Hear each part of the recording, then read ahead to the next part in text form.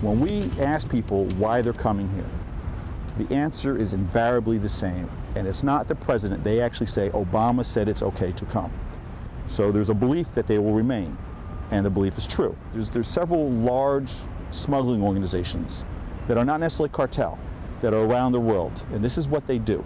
So when these guys sign up to be transported into the United States, they're given a script. They're told what to say. All righty, good morning and welcome to San Diego People. I'm Dan Plante. Today, it's an eye-opening reality check on the border, at least we hope. What's really happening down there? Are the terrorists sneaking into our country on something called asylum?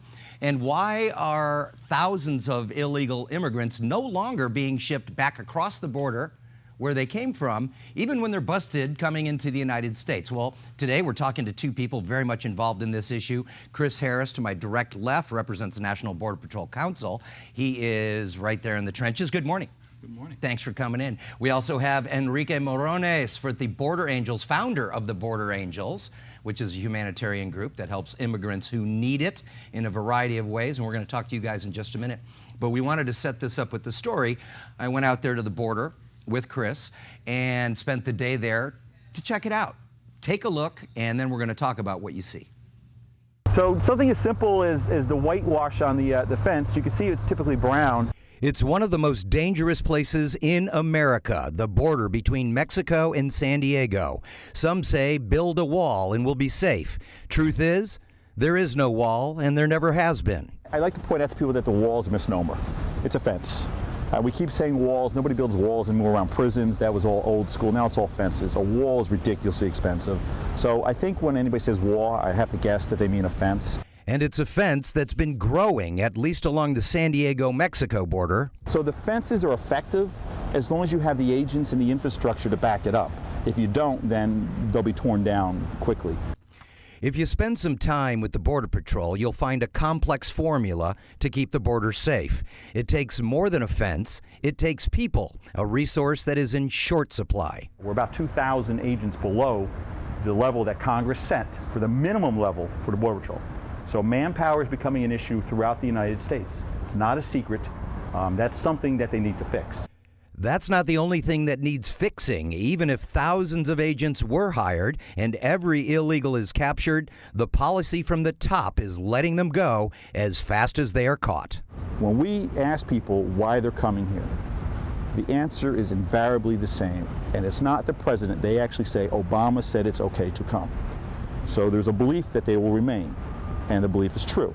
As a result of this belief or policy, immigrants detained in the U.S. are quickly released. As long as they claim political asylum, they are processed and let go on this side of the border.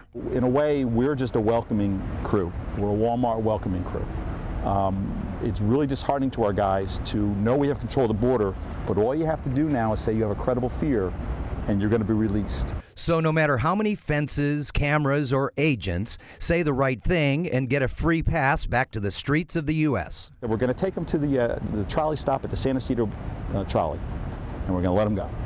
What you're looking at here is referred to as the Duncan Hunter Wall, the former congressman who worked very hard to get this up. In fact, it's made out of old military material that the military wasn't using anymore. Now I want to show you how close we are to Las Americas, the shopping mall down here. There is a third fence, however, to prevent people from going into the mall. But as you can see, they have their ways of getting over. The barbed wire is put there to keep them from going over, but you can see they stomped on the barbed wire and then they crawl over the fence. A couple of seconds later, there they are in the parking lot of the shopping mall. That is the only thing that prevents you from coming into the United States. Which is nothing. Which is nothing. Since then, another layer of fencing has been added, closing up huge gaps where people would simply walk into the United States. These days, some of those people are even scarier than the drug cartels. Not just one or two, but lots of people that mean harm to this country are slipping in. Everything from criminals to terrorists. In fact, we don't really know who's being caught and released. Many of these people work off of a script, and they say the magic words, asylum. Every day has to be by the hundreds, if not close to 1,000, every single day. In the end, it's a matter of politics from the very top. The message is out. One of the things we actually absolutely have to have is the President of the United States and the Secretary of Homeland Security to come out and say, look, this is a treasured system. It's being abused. It's going to stop today. All righty, back here with our guests here, an asylum, terrorists, catch and release. We're going to try to separate fact from fiction today, or at least try, right? So let's get to it. We are joined again by Chris Harris with the National Border Patrol Council and Enrique Morones, the director of the Border Angels, and in fact, the founder of the Border Angels. Good morning to both of you. Enrique, you saw that story. Do you have any general comments? Sure. Well, one of the general comments is there's a tremendous amount of misinformation in that story. The terminology, for example, we call it a wall. We don't call anybody an illegal human being, illegal immigrant. These are people. These are people. They might be undocumented, but they're not illegal aliens, you mean? Illegal alien or illegal. There's no such thing as an illegal human being. So we don't use that terminology. And terminology is important. You know, at one time people were called wetbacks. They were called 3/5 of a human being. They were called WAPs, without papers. These are all derogatory terms that were actually in the books before. And then finally people stepped back and said, hey, wait a minute, that was very offensive. So we have the same feeling about a lot of this terminology. But terminology aside, you know, that wall that's up there covers about 1/3 of the border, which is a 2,000-mile border. About 700 miles has wall. And it's led to the death of thousands of people. And unlike in the story, the overwhelming majority of people that are coming seeking asylum, they don't get it. And those that are allowed into the country temporarily are mostly deported back, which is very inhumane. And I assure you, the people aren't saying the President Obama has told us that we can come. I mean, I've been to those countries in Central America and Mexico. And as a matter of fact, Mexican unauthorized migration has dropped 40%. 40%. The largest group per capita now are actually people from Central America. And the people but they are coming through Mexico. They're coming through Mexico, or they're coming through other ports of entry. We know, like in the case of terrorism, for example, we know that there's been cases through the Canadian border where there's no wall, ports of entry like harbors and airports. We don't welcome any of that. But some of the worst terrorists, of course, are homegrown. They've never gone anywhere. So to kind of paint that brush, like the people crossing, President Obama's inviting them, they're dangerous criminals. There are some criminals, but the overwhelming majority, just like when your forefathers and foremothers came, are not criminals. They're simply looking for a better life. And the overwhelming majority of undocumented people, 250 million, according to the United Nations, are not coming to the U.S. We have 11 million here. 239 million are in other countries. Mm-hmm. Do you think that's a correct number, 11 million? No, I disagree with that. I think anybody that's dealt with the numbers and sees the actual numbers that we do, you and I discussed this yesterday, that came from a Pew report quite a few years ago that gave a range between 11 million and 18 million. We know that's numbers changed. Anybody in the United States Border Patrol is going to tell you they think it's probably about 30 million, but even the high end of the Pew report several years ago was 18 million. And we know it's going up since then. All right, let's address the catch and release, for lack of a better term here. And yesterday, basically, you told me that most of these people that are captured are essentially processed, and I guess from there they have a promise to appear. But after the promise to appear and after the processing, what happens? Well, in all due respect to Enrique, when we were talking, yes, we were talking about political asylum. We weren't talking about people just jumping over for a better life, coming from Mexico. Different category, weren't discussing that.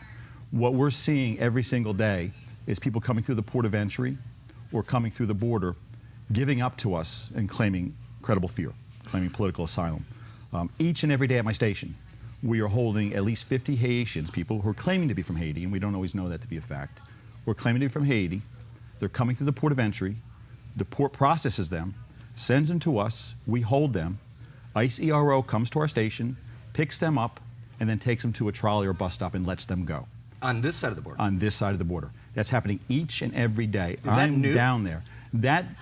What's happening now is new. That the abuse of the system, which I told you yesterday is a wonderful system. We need to keep the system of asylum. We don't want to get rid of that.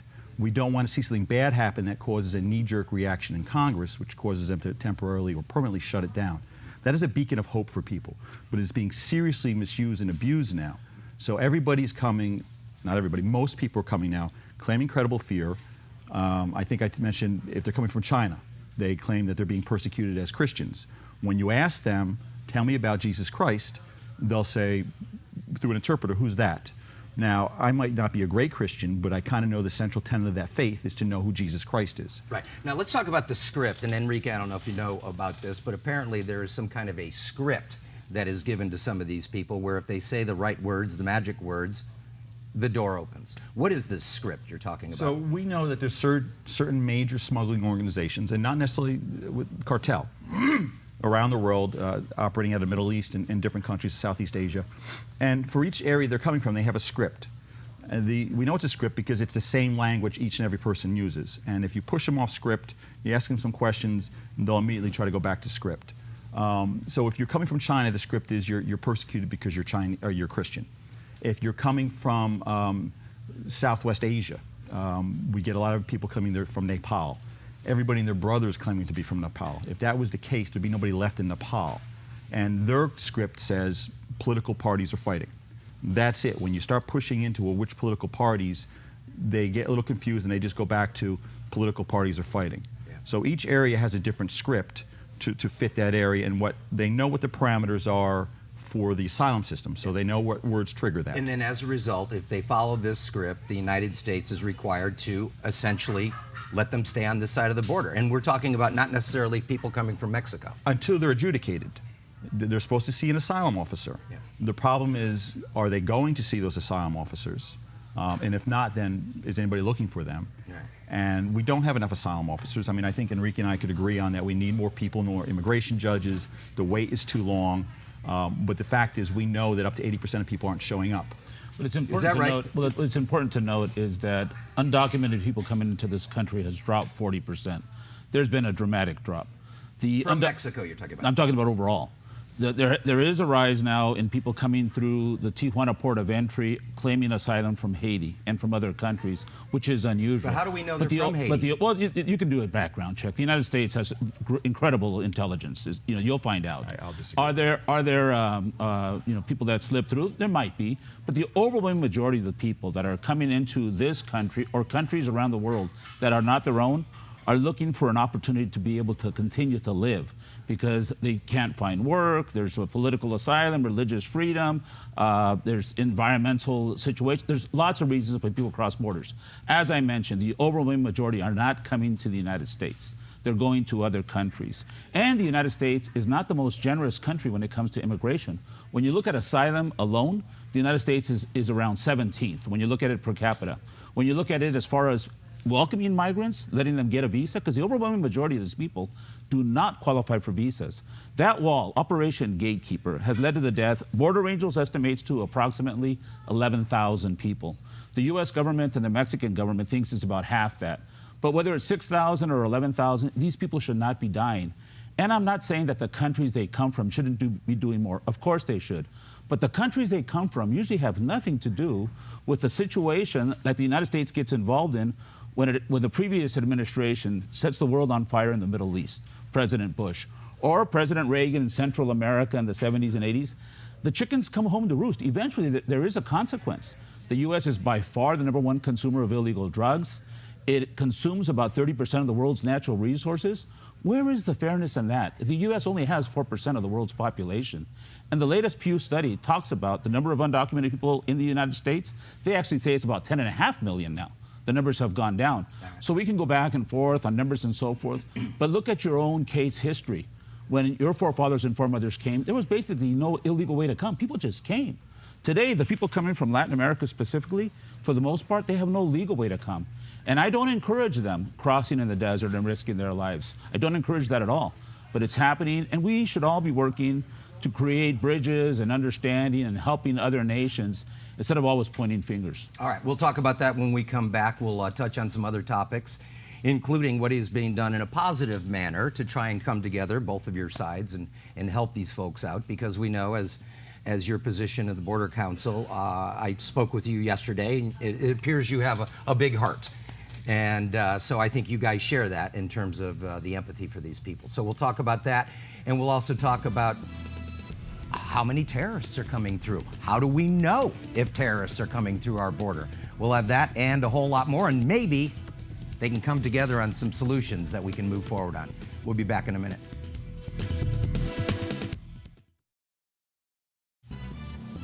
Alrighty, welcome back on this Sunday morning. We are talking about the issues at the border. Obviously, this has become a huge issue in the presidential campaign. Donald Trump says, build a wall, build a wall. Well, let's take that as a jumping off point with our guests here, Chris Harris from the National Border Patrol Council, which is the Border Patrol, and Enrique Morones, who is the founder of the Border Angels, which is a humanitarian group that helps immigrants as they come across the border or even on the other side of the border. Good morning to both of you. Good morning, Dan. So let's talk about, people don't understand now when whoever it is claims political asylum, that they are processed, given a promise to appear, and then dropped off on this side of the border. Some people are shaking their heads saying, wait a minute, how do you do that? Why aren't they in a holding cell until we can track these people down? We don't know who these people are. They could have fake IDs. They could have no ID at all. There could be no way to trace them at all. Well, most of the people don't get asylum, so it's not like you just go there and say, I want asylum, here's the script, and you get it. It's not like that. It's not like that. Some people are getting in, and we have seen documents that have been replicated by these organized crime groups that people use and say, and you're saying that's the same document the other person had as far as the reason they're leaving. So there's some truth in that. But the overwhelming majority of the people are not going to get asylum, not even going to be able to be let into the United States. So we are very active, Border Angels, in speaking throughout Mexico, speaking in international media to other countries about don't do it. Don't do it. You're not going to get in. Most of the people that apply are not going to get in. And those that do get in are going to be asked to be sent back for the most part. It's true that some of them don't show up to the immigration court. It's true. But the overwhelming majority of these people need to know, and I've dealt directly with the White House, with President Obama, about the fact that we came up with a program called Aquí No Allá, which means here, not there. When the Central American children were turning themselves into the Border Patrol on the Texas border 2 summers ago, I said, why don't you have more presidents? The U.S. have more presidents in El Salvador, Honduras, and Guatemala. So that mom or dad that's going to send her child with a group of people heading north will find out right there in their home country whether they're going to qualify or not. Instead of turning that child over to a stranger and all the horrific things that can happen to them on the journey, which do happen, won't happen. So we're asking for the same type of thing, whether it's Haiti, where the people maybe were working down in Brazil, getting ready for the Olympics, and then they got a temporary pass to be in Mexico for a certain amount of time, and they take advantage of that to go to the northern border and apply for asylum, because we don't want them sending information back to their home country saying, you're going to get in. One of the big things that Chris could really help us out with is they get a number. They get a number when they're going to be appearing before the Customs and Border Patrol people to be heard, their cases to be heard. Well, they'll use that number thinking they're going to get in, and they'll call and they'll go, oh yeah, I'm number 18, I'm going to be getting in. That's not the case. There's a lot of misinformation out there. A lot of it is spread by the smugglers and so forth. But I think the U.S. government and these other countries need to do a better job in letting the people know that there is no free pass, that it's most likely they're not going to get in, to know the realities of the situation. And even at its peak, even when we, the Mexican community, were the largest group of undocumented people crossing, it was still a small percentage of the population. Why in the world would you want to leave your homeland? People don't want to leave their homeland unless they have to. So these people that are crossing not because they want to, but because they have to. And they risk their lives in the desert crossing. And one of the things that I want to mention before I forget, because it's very important, we have a very solid working relationship with the Border Patrol. When we have people in trouble, like on Easter Sunday, we received a call of a woman whose 3 brothers were missing. They were about to die. She had received a phone call. And through our network, we were able to collaborate with Grupo Beta, which is the search and rescue on the Mexican side, sort of, and Borstar, which is definitely search and rescue on the U.S. side. Those 3 lives were saved on Easter Sunday because of the collaboration. We had a case where we had the situation of the Children's Day event, which we've done 3 times now. We're working with the Border Patrol. The door at Friendship Park is open temporarily, first 2 minutes, then 15, now 20 minutes, and children are allowed to hug their parents for the first time in a long time, or the first time, because love has no borders, and that's important to note. When we had the situation of the children turning themselves into the Border Patrol on the Texas border, I saw how the Border Patrol was responding, and out of their own pockets, maybe buying stuffed animals for the kids that were in detention. That's the side people don't see. So we have a working relationship. Yesterday, you saw that walk that we did, where we had people walking all the way from the wall to Los Angeles. So we're solidly in the spirit of understanding the migrant's plight, but we're also realize that we have to have the sovereignty of one's country, but do it in a respectful manner. Building a wall, in my opinion, is not the solution. We should be working together and building bridges, working with our neighboring countries in all directions, and I truly believe that's what's going to happen in the end. So I agree with Enrique. We have a good relationship, not with just the Border Patrol, but with the union. We've done some things, some remarkable things. shows you what happens when you think out of the box. You don't pigeonhole people and say, well, he's that, so we can't deal with him. Enrique is really well versed on normal immigration, but again, on the asylum, I'm going to beg to differ with him because I see it day to day. We're getting the people, they might not ultimately be approved, but they're already in the country. And you ask why we don't detain them. There's only about 35,000 bed spaces in the whole United States. So one of the things I've worked with some other groups some other community groups is, can we come up with humane housing while they're being detained? The wait for them to be adjudicated is way too long. It's not fair. But people are coming here with the knowledge that once they get in, if they don't show up for the hearing, nothing's going to happen to them. They're so far down on the enforcement policy of who's going to go after them. Nobody will ever go after them. And how many people do you think there are like that in our country? Well, if my station alone is doing 50 Haitians each and every day from the port, not counting the people we're catching that are coming through the port, and other stations, they're being farmed out to other stations because the port of entry can't hold that many people. Yeah. And one day they had 300 in line. So what they're doing now is holding them at different facilities so they're not standing in the hot sun, and they're bringing them up 50 at a time. That's each and every day in San Diego sector. So you can extrapolate the numbers out of that. That's several hundred a day just in San Diego sector. And other sectors are seeing the same thing, and we're seeing them, and not so much from Mexico. He's right that at my station, it's becoming almost a rarity to catch people coming over from Mexico. It's from the Central American numbers are coming back up again, the children and the family units. But it's Southeast Asia, Southwest Asia. And Southeast Asia is scary because that's where Pakistan and some places are. So we get a lot of, there was a journalist I know, and she's very liberal, but she was doing a story on Pakistani males that are all military age that are being arrested along the southwest border that are popping up in weird groups. Here's a group of Chinese with one Pakistani male. And so it's troubling. That's frightening. All right, when we come back, we're going to talk about some solutions, and we're going to talk about how you guys can come together and maybe work together with the legislature, with the president, on some sort of a logical conclusion to this. Obviously, it's a very multi-layered and complicated process and situation. But we'll see if we can come up with some common ground when we come back in just a minute. We'll see you then. All righty, welcome back. So let's talk about some solutions with our guests. Find some things that they can agree on, that they can work together on to make our world a better place. And welcome back once again, Chris Harris with the Border Patrol, and Enrique Morones, the founder of the Border Angels. So Chris, why don't you start? And I know that you guys do find a lot of common ground and perhaps work together to get some sort of legal solution to this all the way up to the White House. First of all, we recognize, my union recognized from the top down, Brandon Judd, to my local president, Terry Shig, that we needed to reach out more to other groups, including Border Angels. And he's a founder, he's been around for a while. I'm not always going to agree with him on things, and he's not going to agree with me. I deal with other groups. My big belief is that you can always find some commonality and common ground.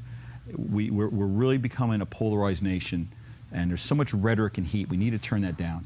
And we need people of good faith to sit down, and I'm a firm believer, I'm from New York. You sit down, you break bread together. I've had coffee with Enrique, I've had a bite to eat with him, with others, and you're able to find that common ground, you agree to disagree, and you work together to fix that. And we need to get our legislators to start thinking in that way too. And I don't think we have to do one big, grand, unified theory of fixing immigration. But we can start little by little, and in our area in San Diego, we can do that. Okay. Enrique, we have about 40 seconds. Sure. So I agree that it's important to be working together. When we have our elections in November, it's very, very important that people on whatever side of the aisle they are, get out there and vote. And Chris is totally entitled to his wrong opinion. You know, so I think it's important that we move forward. We move forward and show the humanity of all of this situation. I like to kid around with Chris, but yeah, it's important. We've been doing a lot of things together, and we're going to continue to do things together because this is a great country. So let's get out there and vote in November and find humane solutions to this immigration situation. All right. Chris Harris with the Border Patrol, Enrique Morones, founder of Border Angels. Thank you so much. Muchas gracias. All right. Thanks for joining us here this morning. Have a great day.